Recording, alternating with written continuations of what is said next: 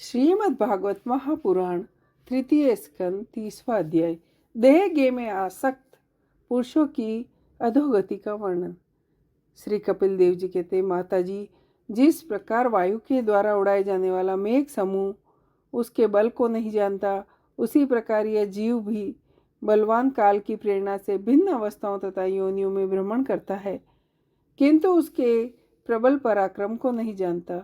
जीव सुख की अभिलाषा से जिस वस्तु को बड़े कष्ट से प्राप्त करता है, उसी को भगवान काल विनष्ट कर देता है, जिसके लिए बड़ा शोक होता है। इसका कारण यही है कि यह मंदमती जीव अपने इस नाशवान शरीर तथा उसके संबंधियों को घर, खेत, धन आदि को मोहवश नित्य मान लेता है। इस संसार में यह जीव जिस योनियों में जन्म लेता है, उसी में आनंद मनाने लगता है। यह भगवान की माया से ऐसा मोहित हो रहा है कि कर्मवश नारकी योनियों में जन्म लेने पर भी वहाँ के विष्टा आदि भोगों में ही सुख मनाने के कारण उसे छोड़ना नहीं चाहता। वह अपने शरीर, स्त्री, पुत्र, ग्रह, बंधु बांधवों में आसक्त होकर उनके संबंध में नाना प्रकार के मनोरथ करते हुए अपने को बड़ा भाग्यशाली समझता है।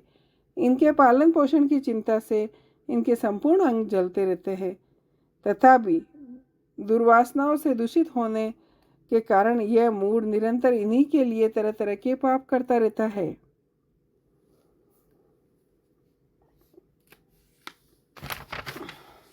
जहाँ तहाँ से भयंकर हिंसावृत्ति से धन संचय कर लोगों का पोषण करता रहता है। स्वयं तो उनके खाने पीने से बचे हुए अन्न को खाकर रहता है। बार बार प्रयत्न करने पर भी जब इसकी कोई जीविका नहीं चलती, तो लोभवश अधीर हो दूसरों के धन की इच्छा करता है। जब मंद भाग के कारण इसका कोई प्रयत्न नहीं चलता, तो यह मंद बुद्धि धनहीन होकर कुटुंब के भरण पोषण में असमर्थ हो जाता है। तब अत्यंत दीन और चिंता आतुर हो लंबी सांसें लेने लगता है। इसे अपने पालन पोषण में असमर्थ देख वे स्त्री पुत्र इनका पहले समान आदर नहीं करते, फिर भी इसे वैराग्य नहीं होता है। जिन्हें उसने स्वयं पाला वे ही अब उसका पालन करते हैं। वृद्धावस्था के कारण इनका रूप बिगड़ जाता है, शरीर रोगी हो जाता है, अग्नि मंद पड़ जाती है, भोजन और पुरुषार्थ दोनों ही कम हो जाते हैं। वह मरणोन्मुख होकर घर में पड़ा रहता है।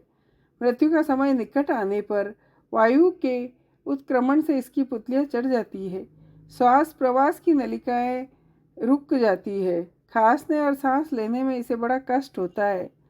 यह अपने शोकातुर बंधु बांधवों से घिरा हुआ पड़ा रहता है और मृत्युपाश के वशीभूत हो जाने पर उनके बुलाने पर भी बोल नहीं सकता। इस प्रकार जो मूढ़ पुरुष इंद्रियों को न जीत कर निरंतर कुटुंब पोषण में ही लगा रहता है, वह रोते हुए स्वजनों के बीच अत्यंत वेदना से अचेत हो मृत्यु को प्राप्त होता है। इस अवसर पर उसे लेने के लिए यमदूत आते हैं। उन्हें देखकर वह भय के कारण मलमूत्र कर देता है। ये यमदूत उसे यातना देह में डाल देते हैं। उनकी गुड़कियों से उसका हृदय फटने और शरीर कांपने लगता है। भूख प्यास बेचैन कर देती है। जहाँ तहाँ यह थक कर गिर जाता, मूर्छा आ जाती है। इस प्रकार अति दुखमय अंधेरे मार्ग से यमदूत उसे शीघ्रतापूर्वक यमपुरी को ले जाते हैं। यमलोक का मार्ग 99,000 योजन है। इतने लंबे मार्ग को 2-3 मुहूर्त में तय करके वह नरक में तरह तरह की यातनाएं भोगता है। वहाँ उसके शरीर को धधकती लकड़ियों के बीच में जलाया जाता है। यमपुरी शरीर के हाथियों से चिरवाया जाता है। ये सब यातनाएं इसी प्रकार अंधतामिस और रौरव आदि नरकों की और भी यातनाएं स्त्री हो या पुरुष उस जीव को पारस्परिक संघर्ष होने वाले पाप के कारण भोगनी पड़ती है।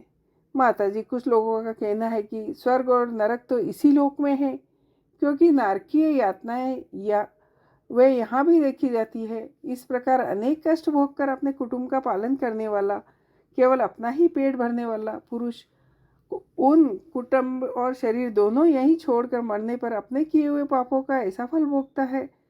अपने इस शरीर को यहीं छोड़कर प्राणियों से द्रोह करके एकत्रित किए हुए पाप रूप पाथे के साथ वह अकेला ही नरक में जाता है।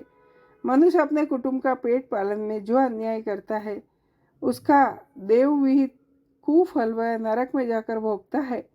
उस समय वह ऐसा व्याकुल होता है मानो उसका सर्वस्व लुट गया हो। जो पुरुष निरी पाप की कमाई से अपने परिवार का पालन करने में व्यस्त रहता है वह अंधतामिस्त्र नरक